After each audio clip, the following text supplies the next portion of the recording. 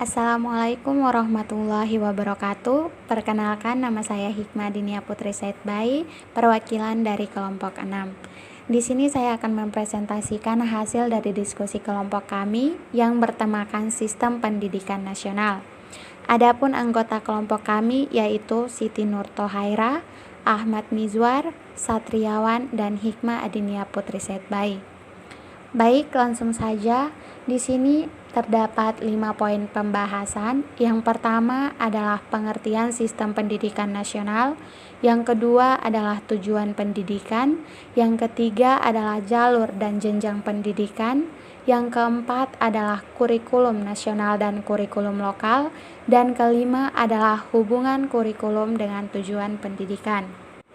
Kita masuk ke poin pembahasan yang pertama, yaitu pengertian sistem pendidikan nasional.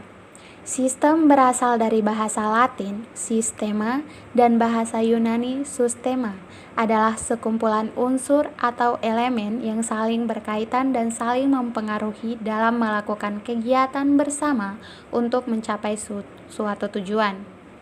Syarat-syarat sistem. Yang pertama, sistem harus dibentuk untuk menyelesaikan masalah. Yang kedua, elemen sistem harus mempunyai rencana yang ditetapkan. Yang ketiga, adanya hubungan di antara elemen sistem. Yang keempat, unsur dasar dari proses, arus informasi, energi, dan material lebih penting daripada elemen sistem. Dan yang kelima adalah tujuan organisasi lebih penting daripada tujuan elemen. Kita masuk ke poin pembahasan yang kedua, yaitu tujuan pendidikan nasional.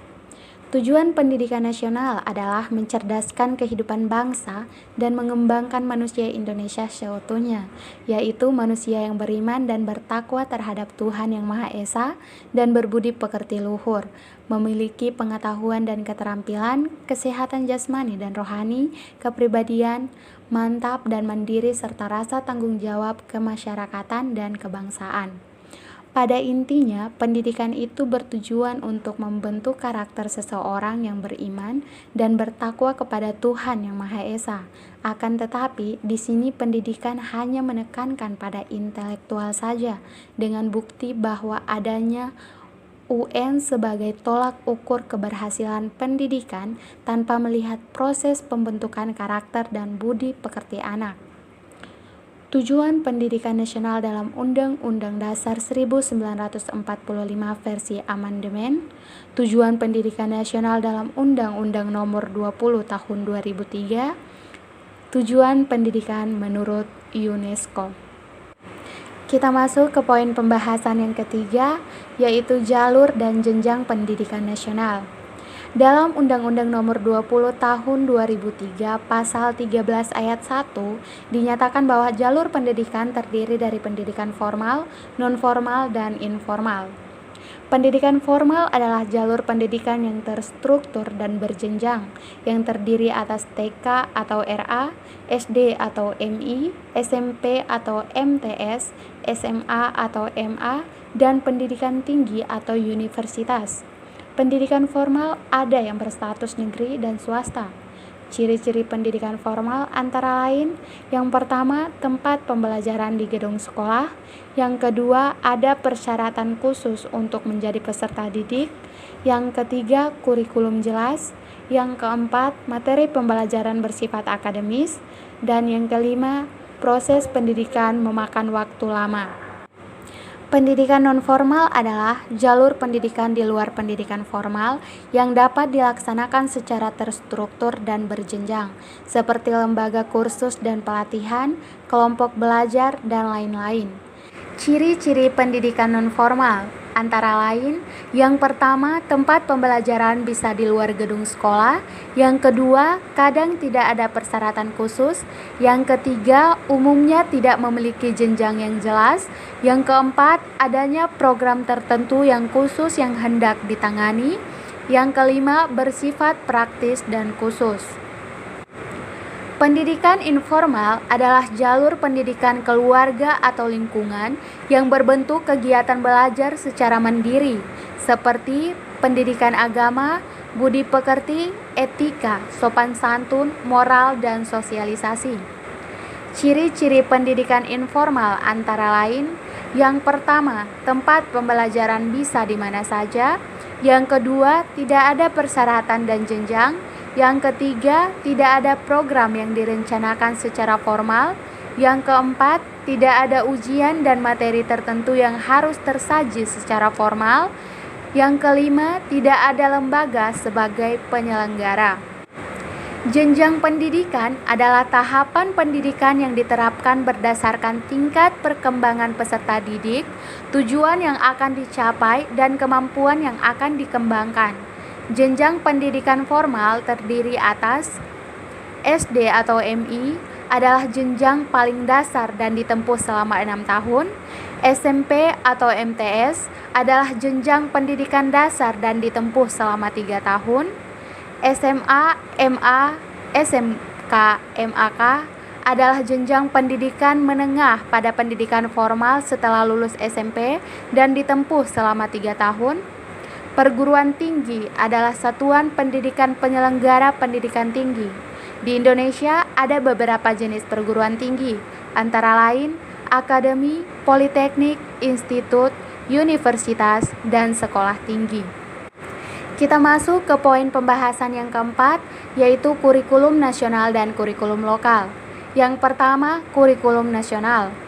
Suryo Subroto dalam buku Manajemen Mutu Sekolah di Era Otonomi Pendidikan memberikan definisi bahwa kurikulum ialah segala pengalaman pendidikan yang diberikan oleh sekolah maupun luar sekolah. Sedangkan dalam Undang-Undang Nomor 20 Tahun 2003 Pasal 1 Ayat 19 tentang Sistem Pendidikan Nasional memberikan definisi bahwa kurikulum merupakan seperangkat rencana dan pengaturan mengenai tujuan, isi, dan bahan pelajaran, serta cara yang digunakan sebagai pedoman penyelenggaraan kegiatan pembelajaran untuk mencapai tujuan pendidikan tertentu. Yang kedua, kurikulum lokal. Kurikulum muatan lokal merupakan kegiatan kurikuler untuk mengembangkan kompetensi yang disesuaikan dengan ciri khas dan potensi daerah, termasuk keunggulan daerah yang materinya tidak dapat dikelompokkan ke dalam mata pelajaran yang ada. Substansi mata pelajaran muatan lokal ditentukan oleh satuan pendidikan, tidak terbatas pada mata pelajaran keterampilan. Baik, kita masuk ke poin pembahasan yang kelima, yaitu hubungan kurikulum dengan tujuan pendidikan. Dalam Undang-Undang Sisdiknas tahun 1989 Bab 1 Pasal 1 disebutkan bahwa kurikulum pada hakikatnya adalah seperangkat rencana dan peraturan mengenai isi dan bahan pelajaran serta cara yang digunakan sebagai pedoman penyelenggaraan kegiatan belajar mengajar. Kurikulum adalah alat untuk mencapai tujuan pendidikan. Dengan demikian, kurikulum merupakan alat penting dalam proses pendidikan.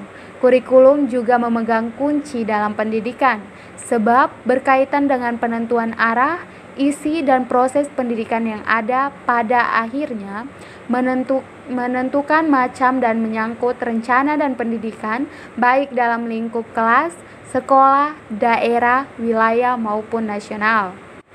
Semua orang berkepentingan dengan kurikulum, sebab kita sebagai orang tua, sebagai masyarakat, sebagai pemimpin formal ataupun informal, selalu mengharapkan tumbuh dan berkembangnya anak, remaja, dan generasi muda yang lebih baik, cerdas, dan berkemampuan. Karena kurikulum mempunyai manfaat yang sangat besar dalam mewujudkan tercapainya tujuan pendidikan, maka tentunya kurikulum mempunyai fungsi dan peran yang bisa dipraktekkan dalam kehidupan kita.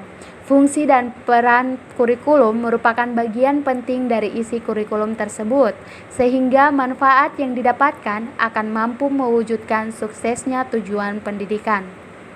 Demikianlah hasil presentasi kami. Kurang dan lebihnya kami mohon maaf. Wabillahi taufiq wal hidayah. Wassalamualaikum warahmatullahi wabarakatuh.